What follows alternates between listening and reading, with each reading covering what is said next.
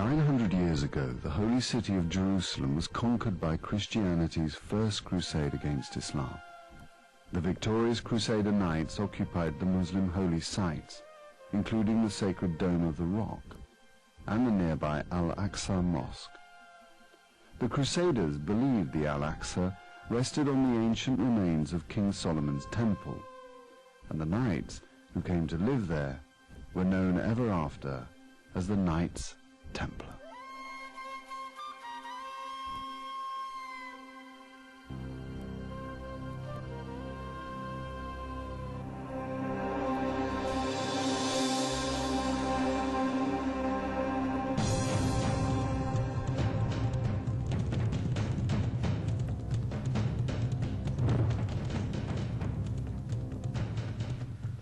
At the height of their power, the Knights of the Temple of Solomon were the elite military spearhead of the medieval Catholic Church.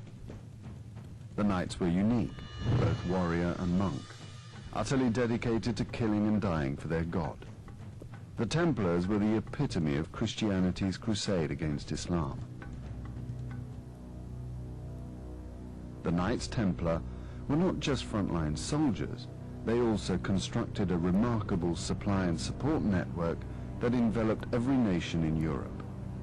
The Templar network acquired vast business interests in farming, shipping, and banking, which eventually turned the order into the most powerful financial institution in Europe. In fact, the Order of the Temple of Solomon was the world's first multinational corporation. Just 200 years after its foundation, the Order's leaders were burned alive and its vast wealth seized. Were the Templars heretical devil worshippers or innocent victims of a greedy king? Their sudden destruction was so shocking to the people of Europe that, for centuries to come, legends would grow up around the remnants of the doomed order. Buried treasure, secret societies, the Turin Shroud, and even the Holy Grail would find their way into the folklore of the Knights Templar. Could any of these fantastic rumors possibly be true? And if so, who has kept their amazing secrets for the last 700 years?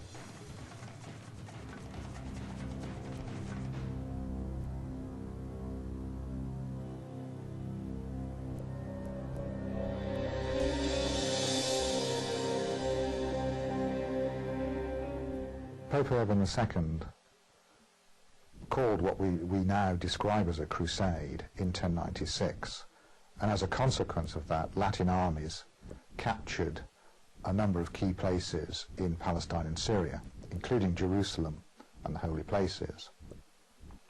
The problem was, however, that when the crusade was finished, many people left the east, having fulfilled their crusade vows, and returned to the west.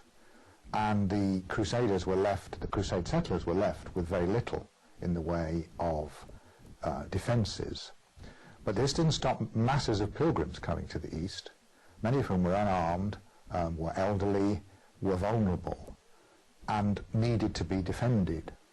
And in essence, really, the Templars were founded by a group of Western knights, French knights, who were living in the east, who wanted to engage in a charitable act and perhaps also ensure their own salvation by defending and protecting these groups of pilgrims who went to see the holy places. So in its simplest form, that's how they came into being.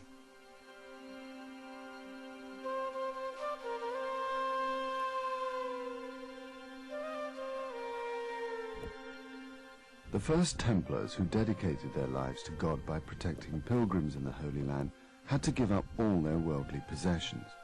They were proud of their poverty, and one of their seals shows two knights sharing a horse. The poor knights needed nothing to do God's work but a horse and a sword. It took 10 years of dedicated perseverance before the Pope officially recognized the Templars. In the year 1129, at the Council of Troyes in France, the Knights Templar became a monastic order of the Catholic Church, the Order of the Temple of Solomon. The Templars had become monks and joined their brothers, the Knights Hospitaller, protecting pilgrims as servants of God.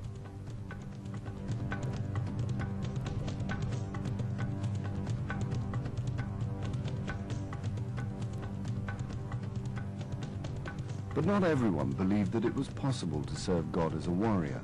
In fact, some leading clerics believed the very idea to be an abomination. How could violence and the taking of human life be in any way reconciled with the teachings of Jesus Christ, who valued patience and understanding?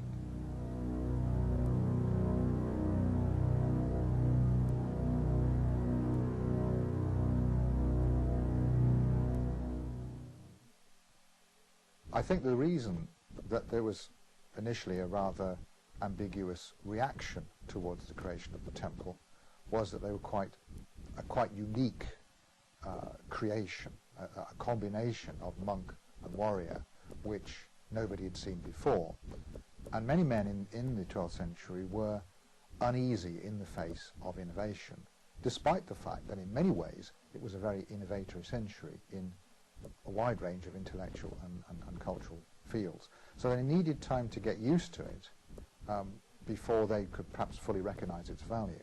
So in the early years, the Templars didn't gain a great deal of support, but within about 20 years or so of their foundation, people began to adjust, and the voices against the order became fewer and fewer and less influential.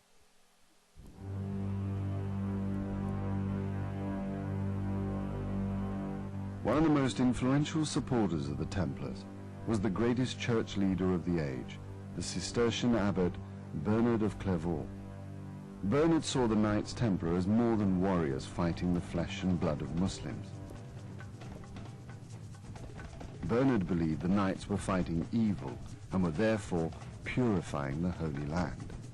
In the eyes of the Church, the Knights Templar were not committing homicide, but malicide, not killing man, but evil itself.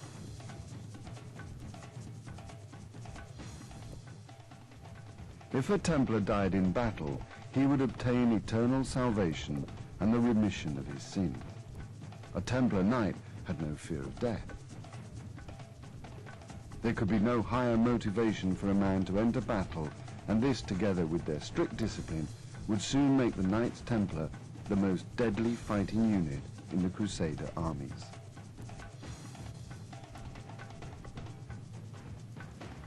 In fact, the Templars were Europe's first professional standing army since the Romans.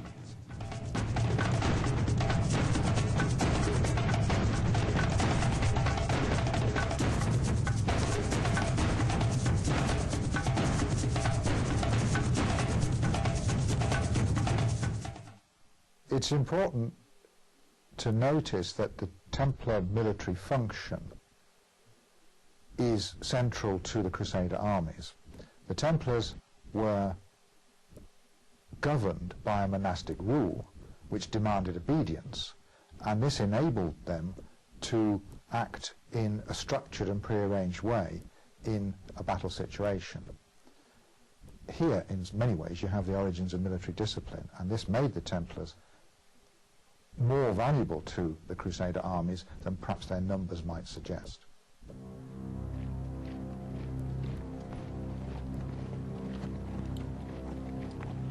The Templars had strict rules for their conduct on the battlefield. The Grand Master had to be obeyed whatever the circumstances. They could never leave the field if their black and white banner was still standing. Knights were not allowed to retreat unless outnumbered by at least 3 to 1. The order was forbidden to pay ransom, so there was no reason for a Muslim to take them alive. A knight of the Temple of Solomon would fight to the death.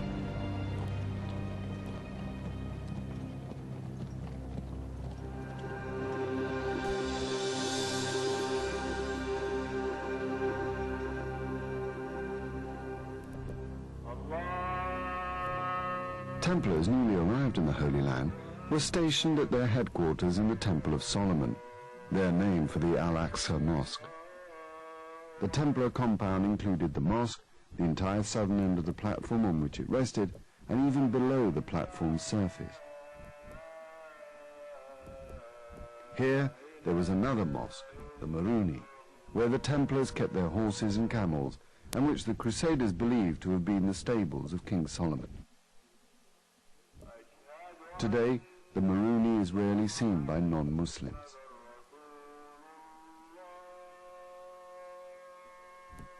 Although the Templars lived and worked in the sacred Islamic buildings, it was the Christian sites that they were there to protect. The most important Christian site of all was the Church of the Holy Sepulchre, built on Calvary, the rock on which Jesus Christ had been crucified.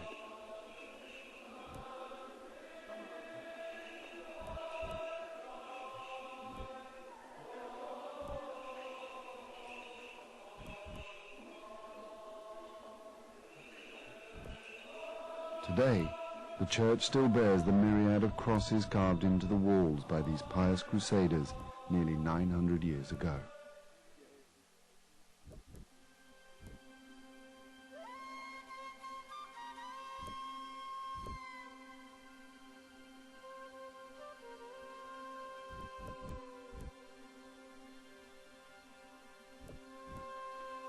Beyond the relative safety of Jerusalem were the numerous biblical holy sites that required pilgrims to journey along lonely roads and through dangerous and inhospitable country.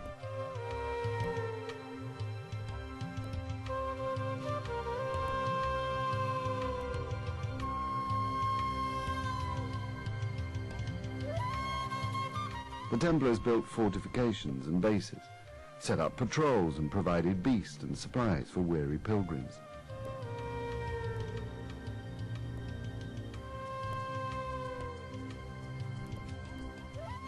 It was not long before the discipline and skill of the Templar Knights demonstrated to all that they were capable of far more than just protecting pilgrims.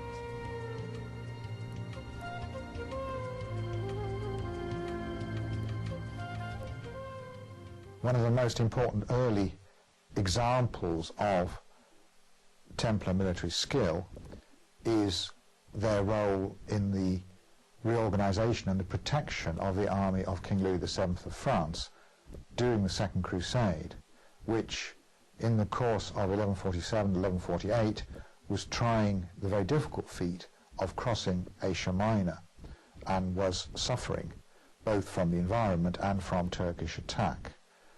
The Templars were entrusted with reorganising the army and with defending it, and that enabled what was left of that army to cross Asia Minor without too many further mishaps. And that did greatly enhance the Templars' reputation.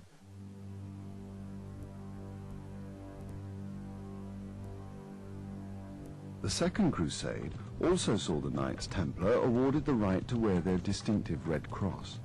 The cross with its splayed ends was at the time unique to the Templars. Their flowing white robes and the red cross fueled their growing sense of collective identity. This military uniform was just one of the many innovative ways that the Knights Templar foreshadowed a modern army. Their main weapon, however, had been tried and tested over generations.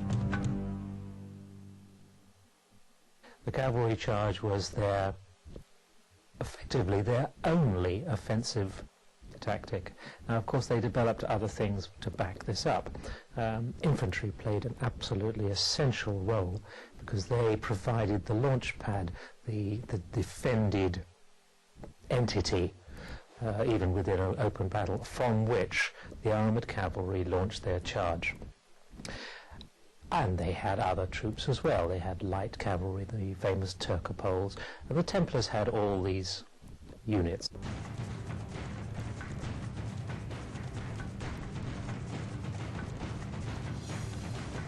The Templars' famous Turcopoles were former Muslims who had converted to Christianity, and who, like the Templars themselves, could be counted on to fight to the death, as they also faced immediate execution if they were captured.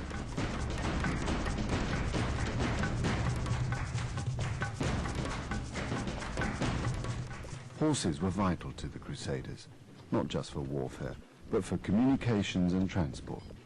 Templar care of horses was second to none, as they were expensive, did not live long, were particularly vulnerable to sickness in the Holy Land, and soon learned to fear battle. As a result, the decision to deploy a cavalry charge was not taken lightly, and Templar military policy in the Holy Land was, on the whole, cautious. As the skill and reputation of the Templars began to grow, so did their role in the overall defense of the Crusader states.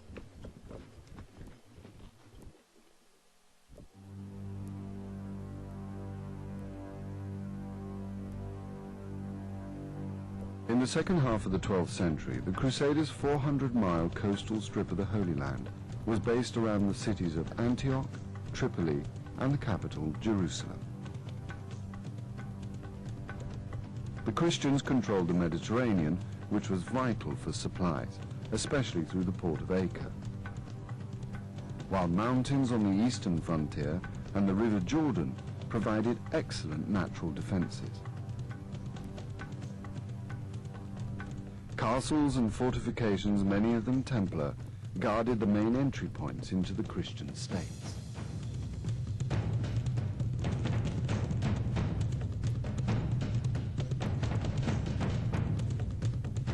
Although the Christian sliver of the Holy Land was surrounded by Islam, political and religious divisions had prevented any unified attempt to drive the Christians out.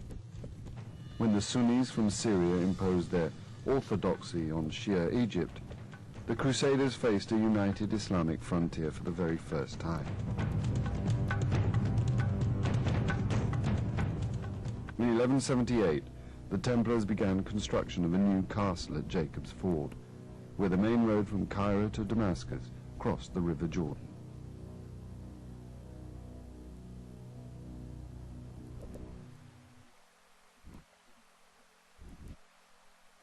The most important road between Syria and Palestine passes very close to the castle.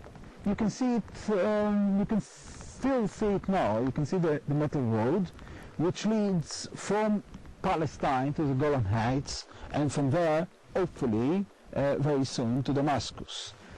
This is the old Via Maris, which goes from Egypt to Damascus, and crosses the Jordan in this crucial site. There are only a few hundreds of meters where the roads can cross the Jordan River. But until 1178, this crossing, this vadum, the fords of the Jordan were not protected by the Franks. In 1178, a year after a very decisive victory of the Franks over the Muslim enemies, the Knights Templars succeeded to convince the king to build a new castle very close to Damascus, 2 days walk from Damascus, and in a territory which was considered by both Franks and Muslims as a Muslim territory.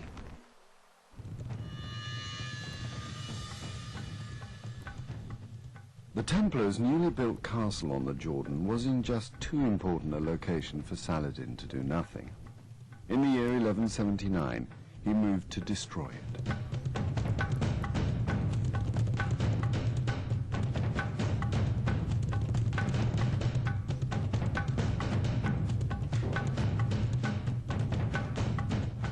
With so much at stake, the Templars had no choice but to abandon their policy of caution. They launched a relief expedition which Saladin intercepted and destroyed. The Grand Master, the highest-ranking Templar, was captured and later died in prison. Saladin's first great invasion of the Christian state came not long afterwards. The Templars once more put their faith in God and launched their heavy cavalry charge against a numerically superior enemy. The charge caught the Muslim forces by surprise and inflicted a crushing defeat. The Templars deployed the same proven tactics a few years later in 1187, when they discovered one of Saladin's armies had crossed the Jordan and was reconnoitring around the springs of Cresson. The Templars once more put their faith in God and launched a cavalry charge right into the heart of a Muslim force at least 3 times their size. This time, the cavalry failed. 60 Templar knights died, and just 3 escaped the massacre.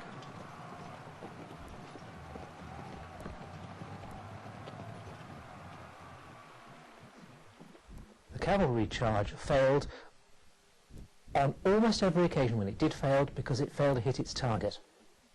It just missed. And this is an absolutely fundamental point that has to be emphasized in military history. The cavalry charge was unstoppable, almost unstoppable, if it hit its target. The Muslims' increasing ability to counter the Crusaders' offensive tactics was not enough to explain why God had apparently deserted his most loyal servants. Some Christians felt that Templar pride must be to blame. What the Templars saw as a noble collective spirit seemed to many to be merely arrogance and conceit.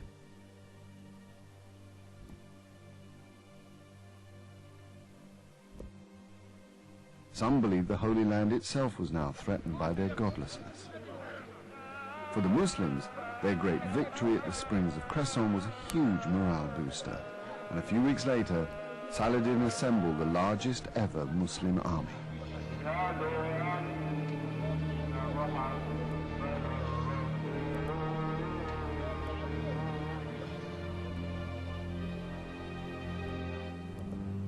By the end of June 1187, the Muslims had mustered an army of 45,000 men, including 12,000 light cavalry.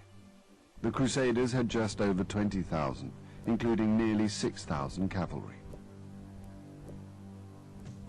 On July the 1st, Saladin crossed the river Jordan and laid siege to the Christian-held city of Tiberias. The Christian leadership feared a trap, but finally, urged on by many, including the Templar Grand Master, they decided to try and relieve Tiberias. The Crusaders' dry and tortuous route would take them past a landmark hill called the Horns of Hattin.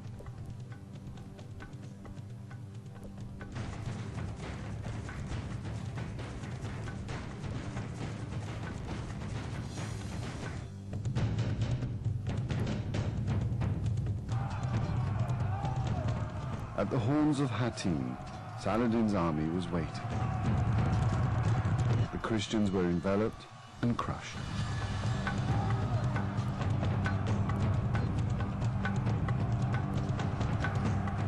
Thousands of Christians were killed and captured.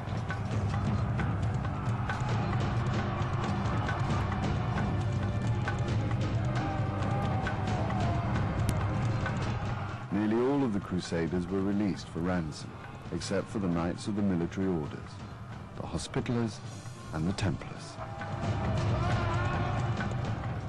Following the Battle of Hattin, the captured members, or at least knights, of the temple, and I believe the hospital as well, were executed. Now this sounds incredibly brutal and ruthless, but I think what you have to bear in mind is that Saladin recognized that these were dangerous, dedicated, implacable foes. As one Muslim chronicler put it, they were the fiery heart of the Frankish armies. They were the best disciplined, they were well equipped, they were committed, and they were permanent. And I think Saladin's aim there is really to try to eliminate what he saw as the core of the Frankish armies, so that in the future the land reconquered by the Muslims would remain in Muslim hands. Saladin had also captured a large number of them, so executing them might, from his point of view, break the back of the organization. It's not merely a matter of vengeance against a feared foe.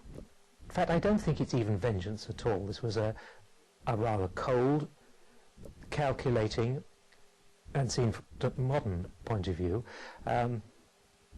ruthless action, but it made sense at the time. I also think that he did it, he executed the Templars and Hospitallers after the Battle of Hattin, and I think he did that also because it enhanced his own image as a holy war leader, as a leader of the jihad, and therefore somebody who's in the future a hero of Islam.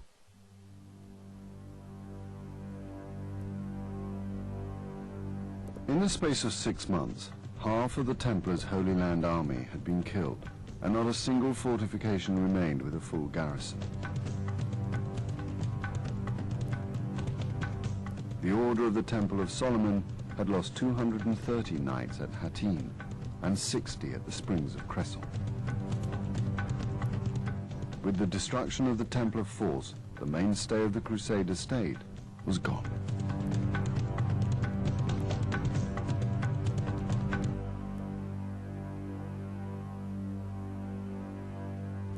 Saladin, having destroyed the Christian field army at Hattin, moved to capture the Crusader coastal ports to prevent any reinforcements getting through to the Christians by sea. 1 week after Hattin, Saladin captured the key port of Acre. His main army moved on south, and in October took Jerusalem itself.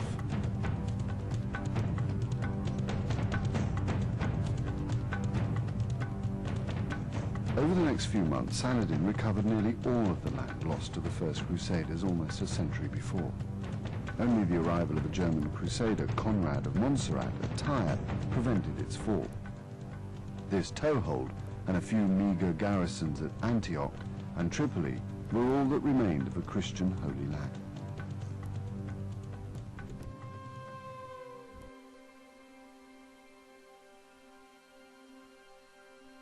On liberating Jerusalem, Saladin entered the Dome of the Rock and conducted a purifying ceremony. Rosewater was used to wash away all trace of the Crusaders who had defiled the holy site. The capture of Jerusalem was the crowning moment of a monumental career which had seen Saladin unite the Islamic world and drive out nearly all the Crusaders from the Holy Land.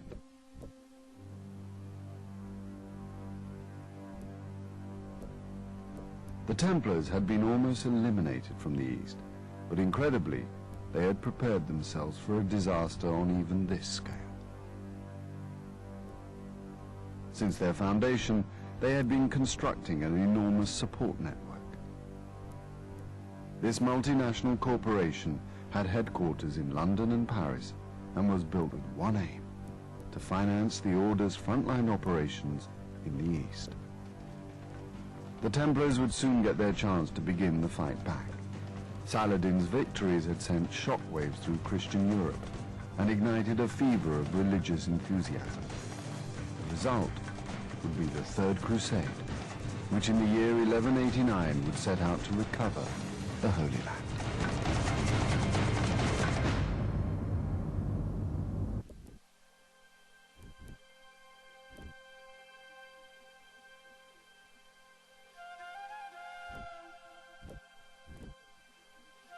The Order of the Temple of Solomon had been founded in the aftermath of the First Crusade, a Christian military expedition which had captured Jerusalem from the Muslims.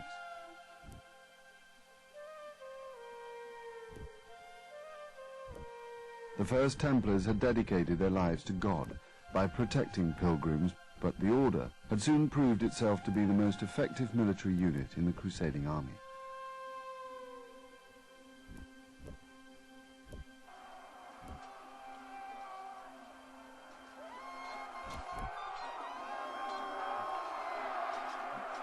At the Horns of Hattin, the Templar Knights had been singled out by Saladin and almost eliminated from the Holy Land.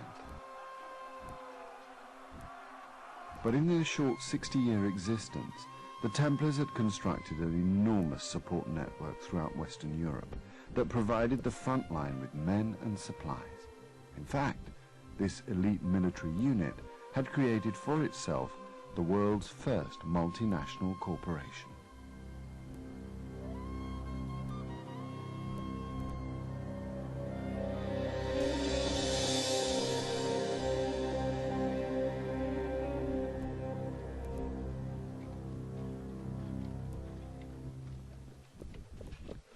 Since the Order of the Temple had first been established early in the 12th century, it had set out to attract recruits and raise funds. Although an individual knight could own nothing, he still needed horses, weaponry and servants if he was to carry out God's work effectively.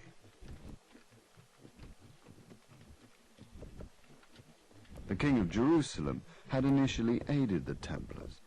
Among the many reasons for doing so was the knowledge that visiting pilgrims brought much-needed income to the fledgling Crusader states.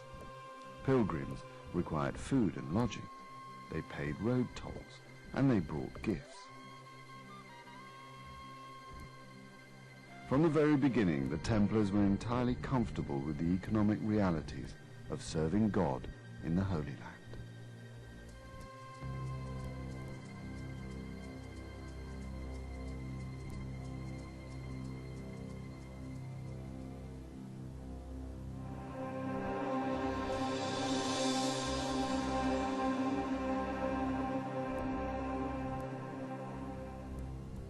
The Templar Corporation, or network, began in Western Europe, built up from gifts of land donated by men and women who wanted to protect their immortal souls by supporting the Crusaders in the Holy Land.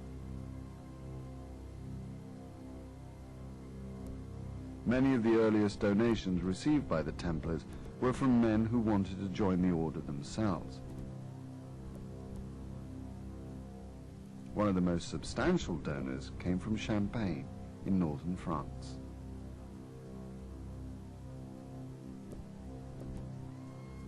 Hugh, Count of Champagne, joined the order in the 1120s, and he was one of its earliest important patrons. But once he joined the order, he lost the status that came with being an important territorial ruler. He had to abrogate his own will to that of the master, and he had to live the life of an ordinary knight. So one gave up a considerable amount in terms of status and in material comfort in order to become a Templar. But if you sincerely believe that what really matters is your immortal soul and not your short and transitory life on earth, then it would be seen as worth it.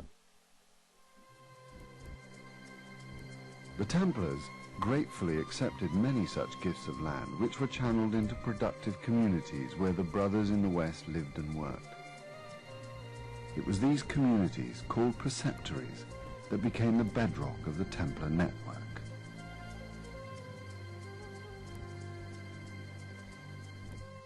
I think that the Templars gave a good deal of thought to the best way of exploiting their Western preceptories for the purposes of supporting their military front line. But it's not entirely easy to do this consistently, since by their very nature donations tend to be random. As time went on, they tried quite hard to rationalize their holdings in a way which would make them more effective, and even in some areas to provide preceptories which were rather specialist, perhaps specialist in banking or in stud farms or in providing shipping and so on. A typical rural preceptory of the Templars usually comprised of farmland centered around a manor house, with any numbers of barns, stables and outhouses, depending on the size and location of the farm.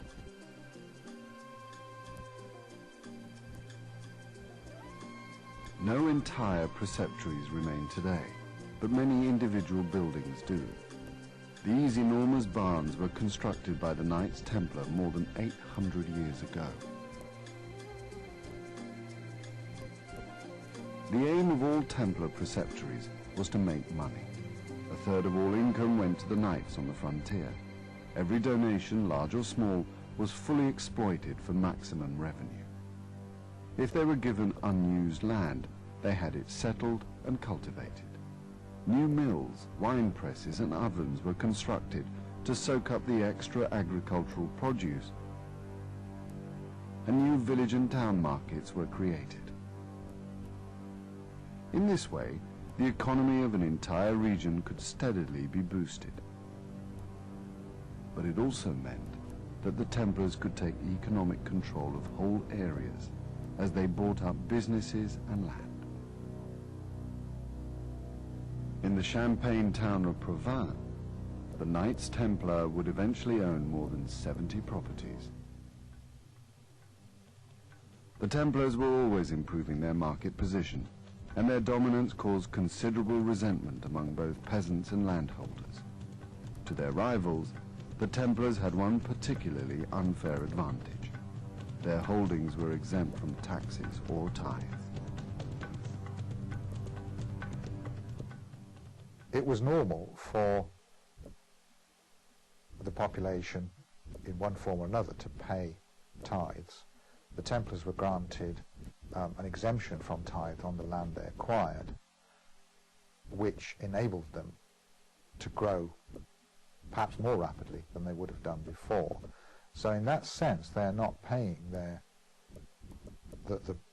proportion of their income into the church, which you might normally have expected them to have to do.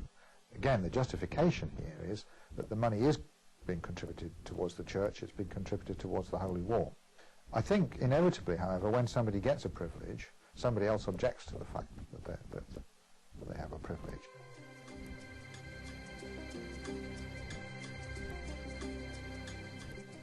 Within 30 years of its foundation, the temple was managing farms and urban properties throughout France, England, and much of Europe. They had European headquarters in Paris and London. Many of the Templar properties on the Iberian Peninsula were fortified, as the Muslims retained a strong presence on the Spanish mainland. The Templar network provided security and lodgings all along the main trade routes of Europe, as well as to the Holy Land.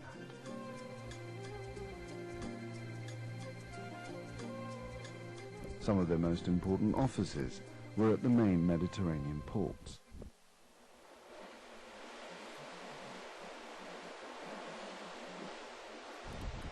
The temple was involved in shipping from its earliest days.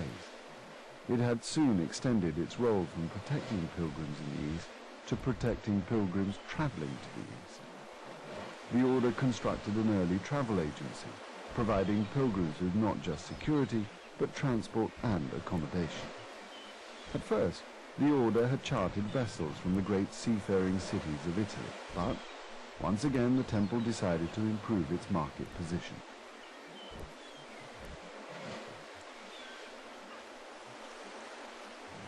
It built its own ships and consolidated its long-distance travel business, an industry it had helped to create in the first place.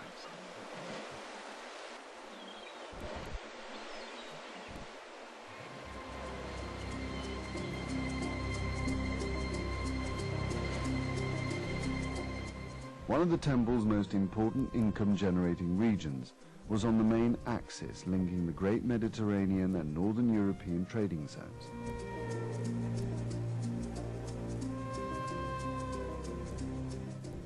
The Champagne region of France, one of the temple heartlands, was a bridge between North and South Europe.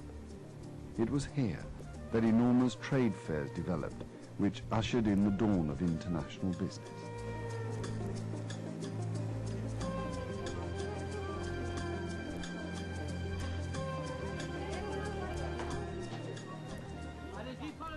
The great trade fairs of Champagne saw the exchange of goods from all over Europe, which the Templars could not fail to benefit from. The economic boom also triggered a financial revolution, which saw the birth of modern banking. The Templars were well placed to enter the world of banking. They had offices all over Europe, and their continuous state of warfare had given the Templars the experience of handling large sums of money.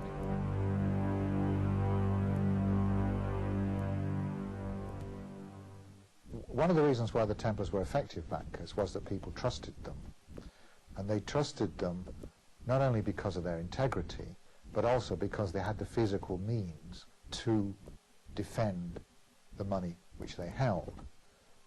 They had castles, and they had armed men who could accompany any movement of actual specie if that was required. And they maintained their reputation for paying when required, and for honest dealing. And in that sense, therefore, the Templars were successful as bankers. The Templar Bank in Paris performed most of the functions that one would associate with a modern bank.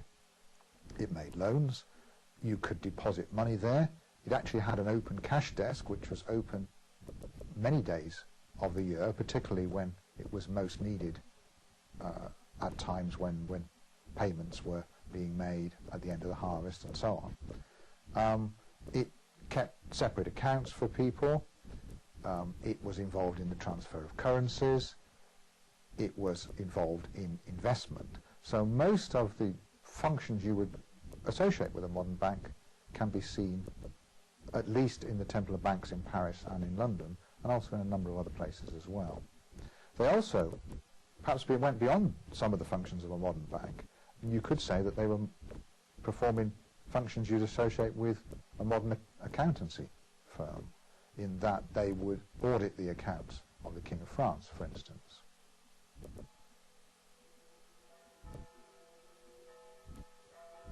The Templars' unparalleled financial acumen and entrepreneurial drive had brought the warrior monks untold wealth.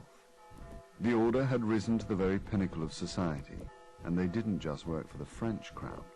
The Templars provided security and financial advice to most of Europe's great rulers, including the King of England and the Pope.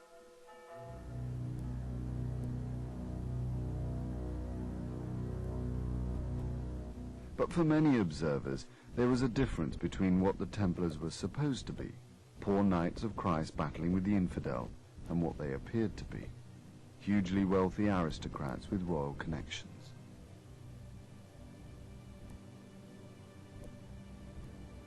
Although a third of all revenue provided by the Templar network was sent to the east, few ordinary people ever saw their Holy Land activities. All most people ever heard about the Crusades was a growing catalogue of defeat and humiliation. The Crusaders had lost the Christian holy sites, which was the primary aim of the Knights Templar. Their frequent setbacks in the Holy Land made many suspicious. How could they justify such riches when they were supposed to be poor knights battling Islam for the love of God alone? For years, medieval chroniclers had suspected that financial motives affected all Templar behavior in the Holy Land. A castle siege might be interpreted as a bid for gold and plunder, or a refusal to join an assault could be seen as saving costs. There were many such controversial incidents. One of these is the capture of a man called Nasir al-Din, who was fleeing from a failed political coup in Egypt in 1154, was captured by the Latin Christians and was put into the custody of the Templars. The Templars then sold him back to his political enemies in Egypt for a large sum, and he was killed by the mob. The story that is told by some chroniclers is that this man, however, was interested in being converted to Christianity, and this doesn't redound very well on the Templars. It looks as if they're more interested in gaining the ransom money than in conversion. But the Templars did not always take the money. Soon after their construction of a new castle on the Jordan frontier, they received a visitor.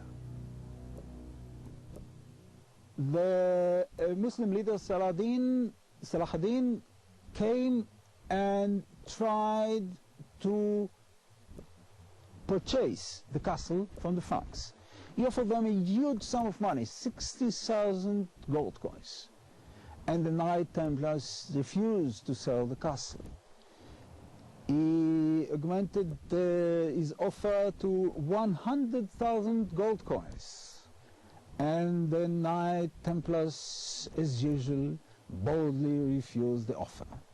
They didn't know that within few months, not only that they will lose the 100,000 gold coins, they'll lose the castle and their life as well.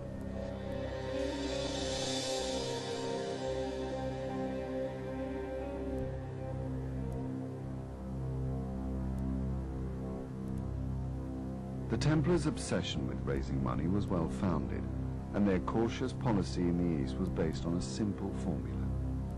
Before the Battle of Hattin, it took the income from 30 manor farms to equip and maintain one single knight in the Holy Land. More than 200 had died at Hattin. Within a few decades, the cost would have risen fivefold. The Templars needed to translate their economic empire into a military machine of some kind, which was very, very expensive. The numbers of knights probably amounted to 600. Each of those knights needed to have 4 horses. In addition, there were probably another 2,500 sergeants or serving brothers, some of whom fought, and many more people who acted as part of the general support system, like squires, servants, cooks, and also a limited number of clerics. So there's a large number of men and horses and other animals that you needed to pay for.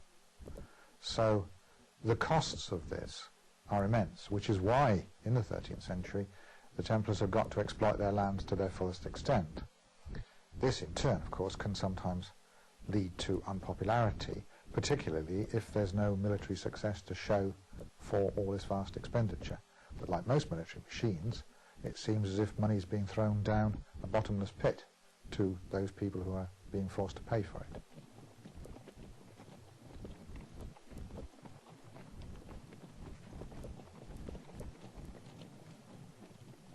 A Crusader knight's single most expensive item was his horse. The Templar force in the Holy Land would have required about 4,000 horses, most of which would have come from the Western network. The Muslims understood the economy of war as well as the Templars, and in battle targeted the Crusaders' horses.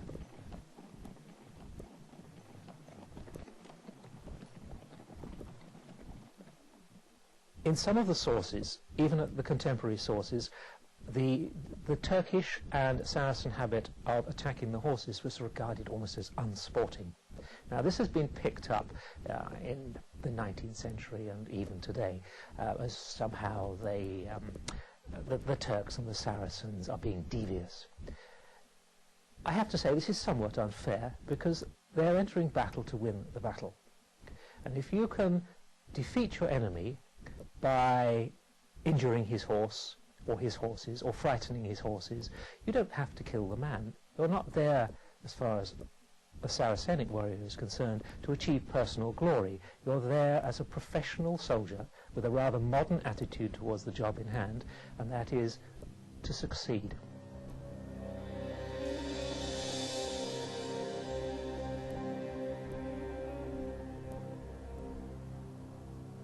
Saladin's capture of Jerusalem had triggered a wave of crusading enthusiasm throughout Europe. The Holy City would once again be the target of a major Christian expedition. For the Templars, the new crusade was the first opportunity since Hattin to translate its massive economic resources into a military machine.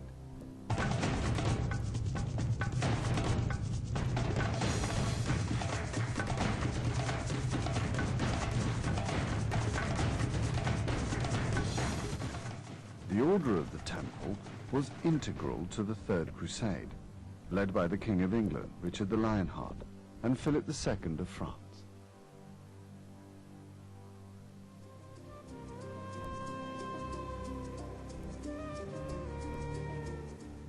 The remnants of the Crusader state in the Holy Land on the arrival of the Third Crusade existed around the 3 remaining cities, Antioch, Tripoli, and Tyre, all supported by sea from Sicily.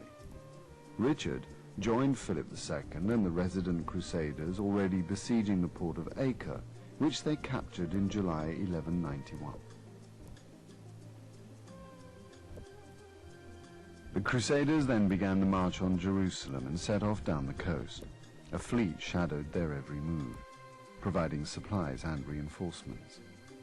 The army was constantly harried by Saladin's forces, but the Crusaders made progress, clawing back Haifa and then Caesarea.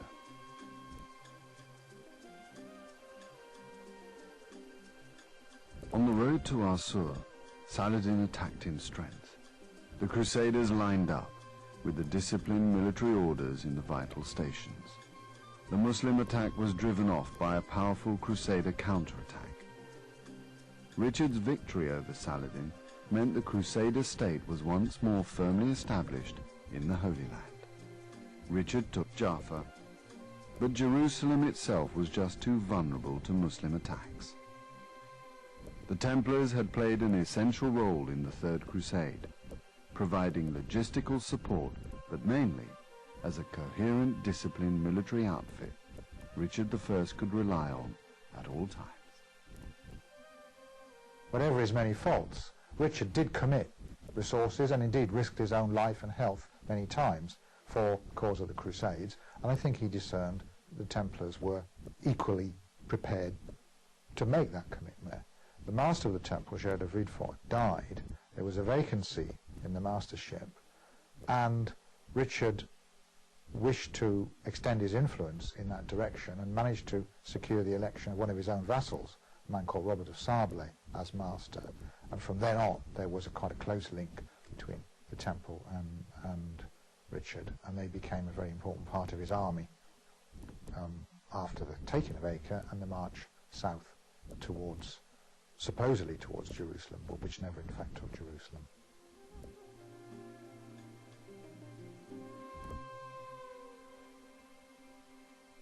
Richard the Lionheart had travelled to within sight of the Holy City, but, taking advice from his military advisors, including the cautious Templars, he had decided not to risk an attack on the city.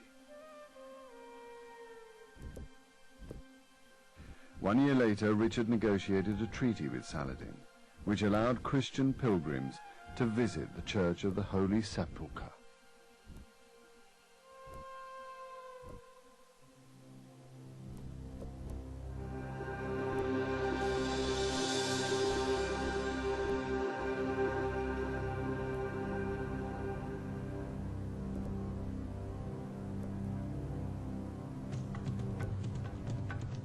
Although the Third Crusade had failed to gain control of Jerusalem, the victories of Richard I had rejuvenated the Crusader states and given the Christians a firm foundation from which to begin expansion. The Templars immediately began an enormous building program that would continue for decades. The Templars created their new headquarters in the port of Acre, which became the new capital of the Christian Holy Land for the military orders and the Italian trading cities. Much of the Hospitallers compound exists today, but little remains of Acre's Templar quarter.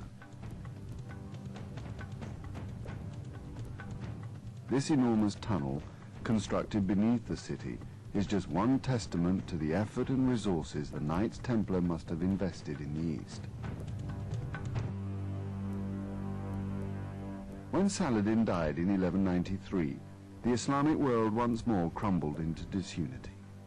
Islam's failure to unite against the Christians would buy the Crusaders much-needed breathing space. But the Christians could never entirely rely on Muslim divisions. For the Templars, recent success came at a price. The massive investment needed to man and fortify the newly recovered lands meant expanding the network, a corporation that was growing ever more unpopular.